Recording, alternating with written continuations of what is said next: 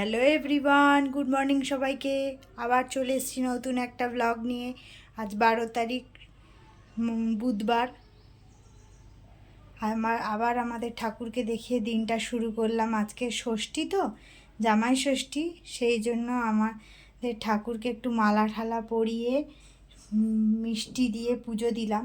আজকে একটা বিশেষ দিন, ভালো দিন, এই জন্য আমার মনে হলো আমাদের ঠাকুরকে একটু মালা ঠালা পরিয়ে মিষ্টি দিয়ে পুজো দিই। সবাই আমরা ভালো মন্দ খাবো, কিন্তু ঠাকুর তো আর কিছু খেতে পারবে না, সেই জন্য একটু ঠাকুরকে বিশেষ দিনে বিশেষ খাবার দিয়ে পুজো দিলাম। ভোগ দিয়ে, খাবার ঠিক বললে ভুল হবে, ভোগ দিয়ে। দেখো আমার স্নান পুজো সব কিছু হয়ে গেছে সকাল সকাল। আরও তাড়াতাড়ি হতো, কিন্তু একটু ল্যাথার্জেমি এসে গেছিলো বলে দেরি হয়ে গেল। ও তো অনেক সকাল সকাল বেরিয়ে গেছে, 7:30 7:40-এর মধ্যে বেরিয়ে গেছে। প্রথমে মায়ের কাছে যাবে, তারপর পিসিমণির কাছে যাবে। মায়ের কাছে সকালে খাবার খেয়েই পিসিমণির কাছে যাবে। আমার পিসিমণি আবার ওকে ফোঁটা না দিয়ে তো কিছু খাবে না, সেই জন্য ওকে দেখা করে তারপরে ও অফিস যাবে। আবার ফেরার পথে পিসিমণির কাছে রাতের খাবার খেয়ে তারপর বাড়ি আসবে। সেই জন্য আমার আজকে পুরো দিনটাই ফাঁকা, হালকা, কাজের কোনো চাপ নেই। কিন্তু তা বলে কিন্তু আমরা ওই সেদ্ধ ভাত করে খেয়ে নেব না। আমরা মা মেয়ে আজকে জমিয়ে খাওয়া দাওয়া করব। আমিও ভালো ভালো রান্না করেছি। আর বাবি আমাকে কাল থেকে শোনাচ্ছে যে রাতে খাসি, রাতে দেশি, সকালে খাসি। ওর বাবা আজকে 2 জায়গায় ভালো মন্দ খাবে, সেই ক্লিপিংগুলো আমি তোমাদেরকে দেখাবো। ওকে বলেছি ওখানে গিয়ে ভিডিও করতে, করেওছে।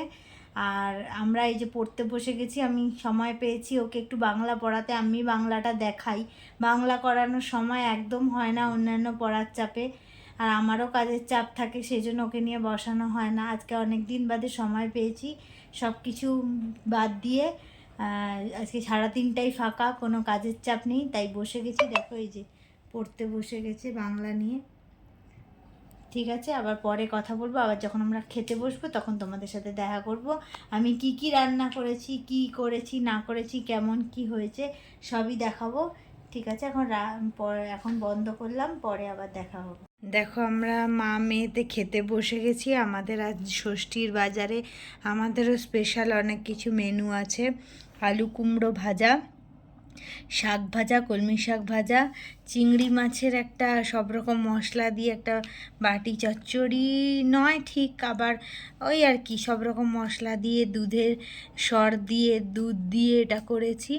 আর এটা হচ্ছে পাবদা মাছের ঝাল, ঝাল বলো একটু অন্য রকম করে করা, টক দই, চারমগজ এইসব দিয়ে করা। এটার ফ্লেভারটাও খুব সুন্দর এসছে আর গন্ধটাও খুব সুন্দর। এই যে শাহরু খেতে বসে গেছে। শাহরুর বাবার সাথে যেতে পারিনি, বাবা অনেক কিছু খাচ্ছে, কিন্তু তা হলেও আমি আমার মেয়েকে অনেক কিছু রান্না করে দিয়েছি।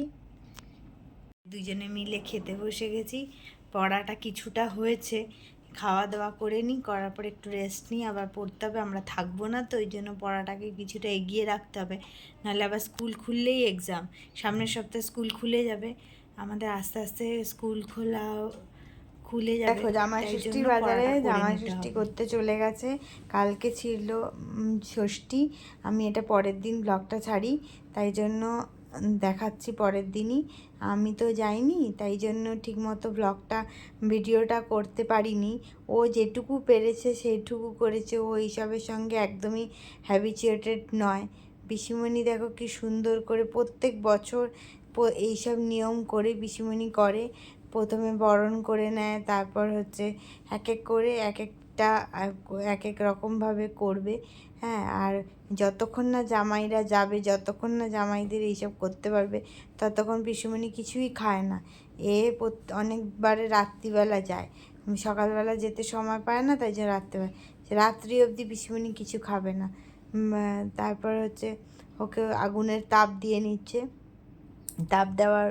তা দেখো সামনে কত রকমের ফল সাজিয়ে দিয়েছে, আমরা একটু একটু দেখতে পাচ্ছি।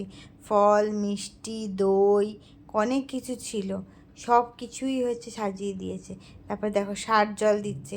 এই জলটা আমরা যখন যেতাম আমাকে, আমার মেয়েকে, তারপর আমার দিদিভাইরাও গেলে দিদিভাই ছেলেদেরকে সবাইকে দিতে। এবার দিদিভাইরাও যায়নি, জামাইবাবু একা গিয়েছিল, আর আমরাও যাইনি, ও গেছে। আর পাখার বাতাস করে দিল।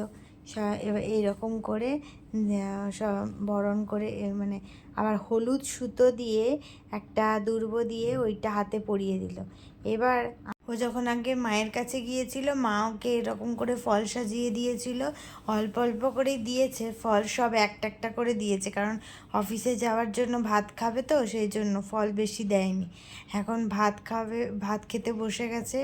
আর ফোনটাকে ঠিক মতো ম্যানেজ করে রাখতে পারছে না। একবার এইভাবে রাখবে, একবার ওইভাবে রাখবে, ও তো অভ্যস্ত নয়, তার জন্য এবার ওকে হচ্ছে বরণ করে। এবার দেখো মা ওকে আশীর্বাদ করে নিচ্ছে।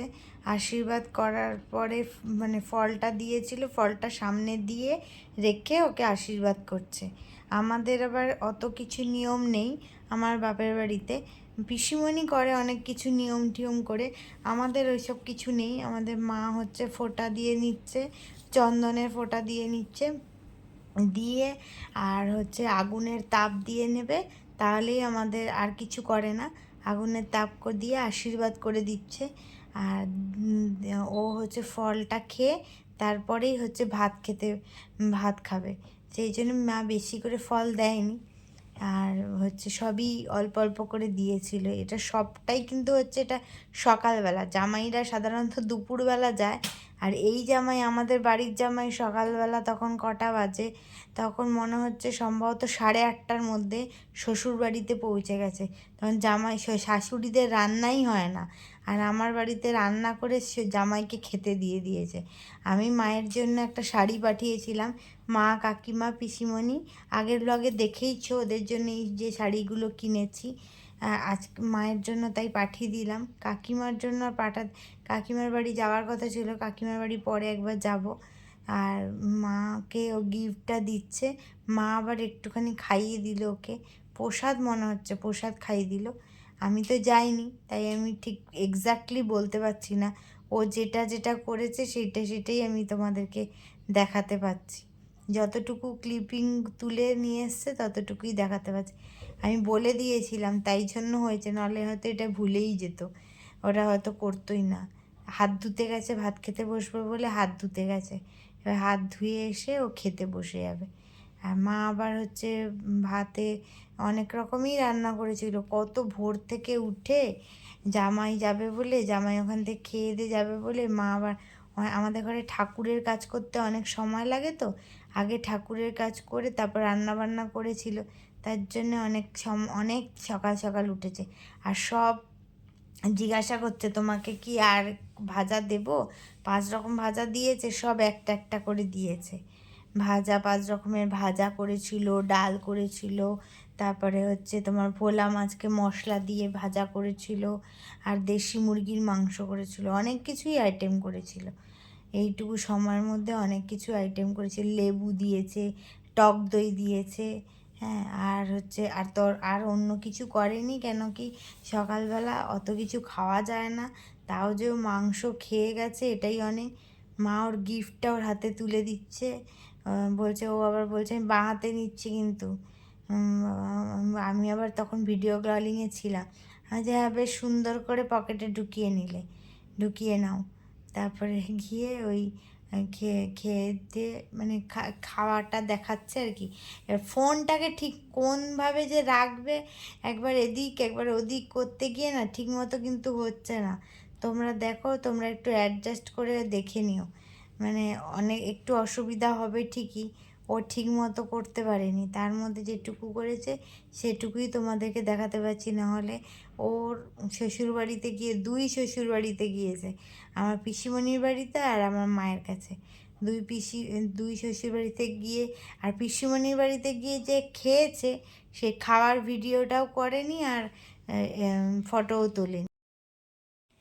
আজকে অন্তিম পর্বে প্রায় চলেই এলাম। আজকে জামাই ষষ্ঠীর অনেক কিছু দেখতে পাবে তোমরা। ও গেছিলো, ও ওখান থেকে ভিডিওগুলো করেছিল।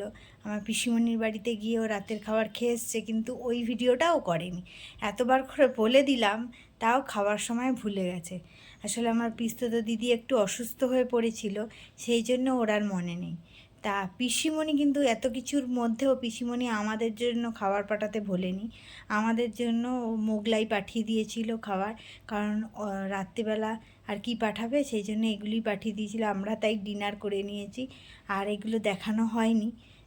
মানে রাত হয়েছিল, রাস্তায় তারপর চটপট করে আমরা খেয়ে নিয়েছি, তাই আর দেখানো হয়নি। তো আজকে এখানেই রাখি। গুড নাইট, শুভরাত্রি, সবাই ভালো থেকো, সুস্থ থেকো। আর জামাই ষষ্ঠীতে ভালো মন্দ খেয়ে কারোর শরীর খারাপ করো না যেন। আর আজকে কালকে দেখা হবে একটা নতুন ব্লগ নিয়ে। টাটা।